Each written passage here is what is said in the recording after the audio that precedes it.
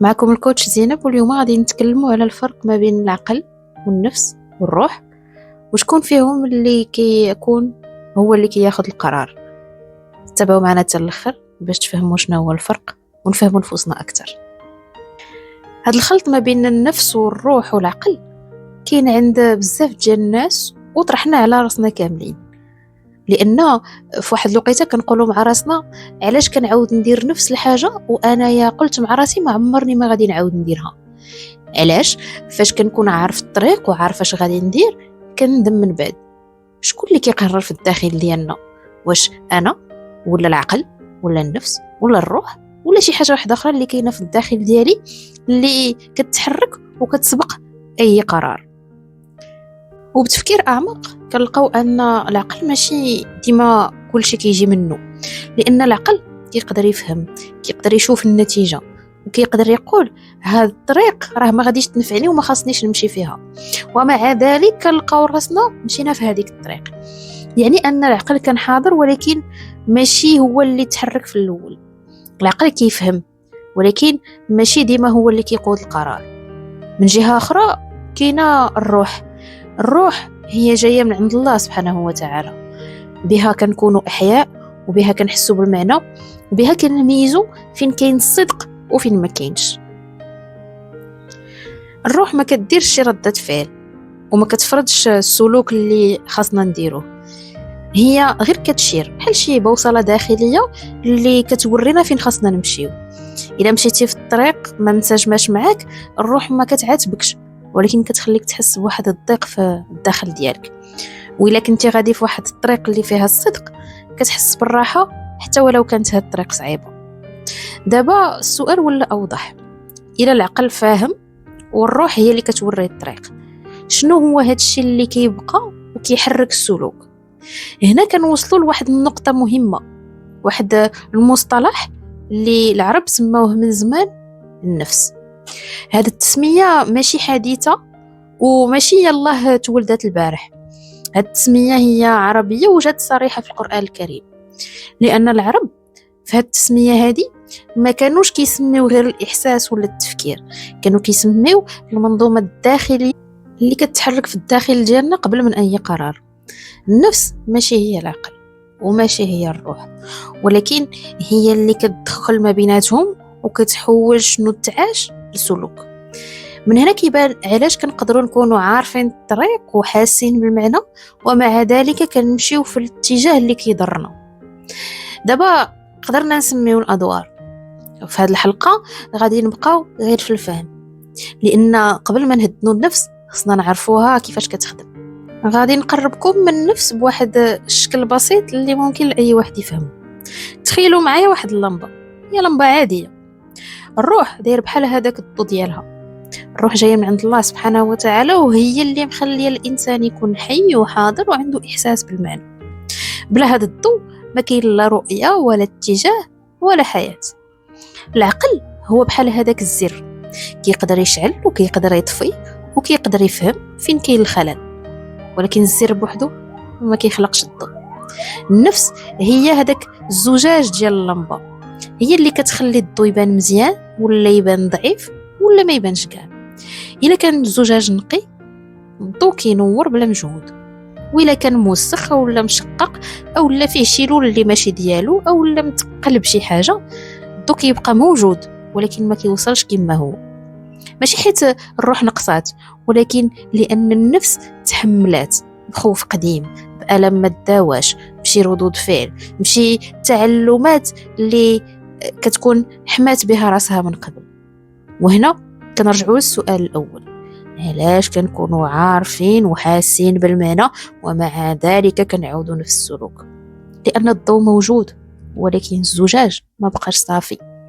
والحل ماشي هو اننا نبدلوا الضوء ولا نضغطوا اكثر على الزر، الحل هو ان نهتموا بالزجاج، يعني بالنفس، نفهموها ونهديوها باش الضوء يرجع يبان بحال كيف ما هو وبحال كيف ما زرعوا فينا الله سبحانه وتعالى النهار الاول. دابا الا كانت النفس هي الزجاج، خاصنا نعرفوا شنو اللي دايز فيه وعلاش كيولي ما صافيش.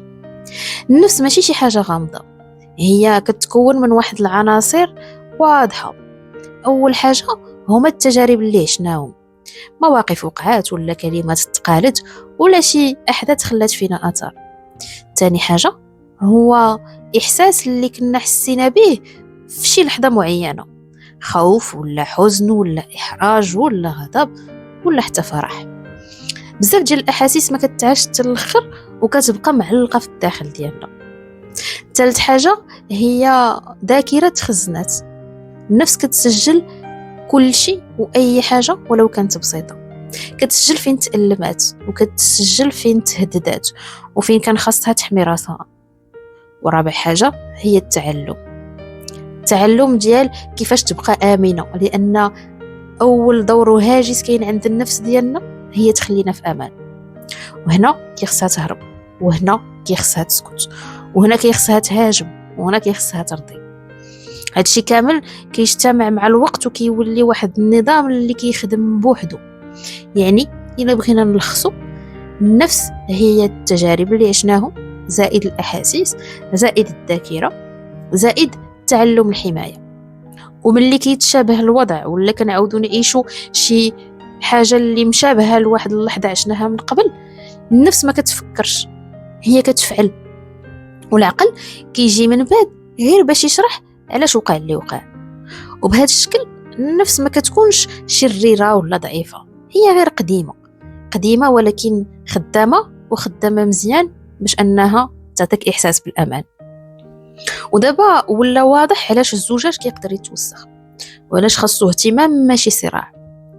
وملي فهمنا باللي المشكل ماشي في الضوء ماشي في الزر ولكن في الزجاج، خاصنا نطرحوا واحد السؤال واحد آخر: واش الحل هو نضغطوا عليه ولا نكسروه ولا نبدلوه، ولا كاينه شي طريقة أخرى، الطريقة اللي كتحترم الطبيعة ديال هذا الزجاج وكتخليه يرجع يخدم بحال كيف ما تصمم النهار الأول. لأن إلا كان الزجاج دايز منه الضوء، راه الهدف ماشي أننا نحبسوه ولكن أننا نرجعوه صافي، ماشي أننا نبدلوه ولكن أننا نخففوا عليه هذاك الثقل اللي كاين فيه، ماشي أننا نفرضوا عليه حالة واحدة ولكن نرجعوه للتوازن ديالو. هذه الفكرة ماشي جديدة، البشر عرفوها بالفطرة وتسجلت بواحد الدقة عجيبة في واحد النص اللي كيشوف النفس بحال شي منظومة كونية. وهذا ماشي الكلام ديالي، هذا كلام اللي اكتشفوه علماء من قبل مني. صورة الشمس، في هذه الصورة اللي فيها واحد من أطول الأقسام اللي يقسم بهم الله سبحانه وتعالى، جات فيها النفس ماشي كحاجة صغيرة، جات في واحد السلسلة مع الشمس والقمر والسماء والأرض. لأن النفس ماشي حالة واحدة، النفس كتبدل بحال الكون. شي مرات كتكون بحال الشمس منورة وواضحة كتعطي بلا خوف، وبعد المرات كتكون بحال القمر كتبدل كتنقص كتكمل حسب اللي دايز عليها واللي دايز وسط منها. وبعد المرات كتكون بحال الأرض واطية وثقيلة ومشدودة للغرائز ديالها والبقاء. وبعد المرات كتكون بحال السماء عالية وواسعة وكتشوف وما عمرها ما كتغرق. النفس ماشي تناقض، النفس هي منظومة حية، والمشكل ماشي أنها كتبدل، المشكل إلا بقينا حابسينها في حالة واحدة. وإلا بغينا نقيو هذاك الزجاج أو هذاك النفس، ماشي هي أننا نخليو النفس ديما شمس، ولكن كيخصنا نعرفو كيفاش نرجعوها للتوازن، كيف ما الكون كيعرف يرجع للقوانين ديالو. ملي كنشوفوا النفس في هذا الامتداد الكبير كنحتاجوا دابا أن نقربوا ليها أكثر، ماشي باش نحبسوها في صورة واحدة ولكن باش نفهموا كيفاش كتشكل. النفس ما كتظهرش فجأة، هي كتبنى بالتدريج، كل ما تعاش كيخلي أثر، كل إحساس ما تعاش حتى الآخر كيبقى مسجل، ومع الوقت كتكون طريقة خاصة باش كتبقى النفس آمنة. ماشي وعي ولا اختيار ولكن نظام تعلم ديال كيفاش خاصها تصرف في شي مواقف. وهذا النظام كيخدم غير من اللي كيتشابه الوضع، ما كيسولش وما كيترددش، كيتحرك، ومن بعد العقل كيجي غير باش يفسر. وبهذا الشكل نقدروا نكونوا عارفين ولكن ما متحررينش، ماشي حيت شي حاجة ناقصة، ولكن حيت شي حاجة مازال ما تفهماتش. كنحتاجو نسمعوا ليها، حيت ملي كنفهموها ما كتبقاش تفرض السلوك، كتخلي الاختيار يرجع للمكان ديالو. وهذا هو التوازن، ماشي حالة مثالية ولكن انسجام ما بين الداخل والفعل. في الحلقة الجاية غادي نمشيو لواحد الخطوة أخرى، كيفاش نرجعوا الهدوء للنفس ولا ما نحبسوها ولا نكسروها. خليتكم على خير، ونتلاقاو في الحلقة الجاية لفهم النفس بطريقة أعمق وأفضل وأوضح.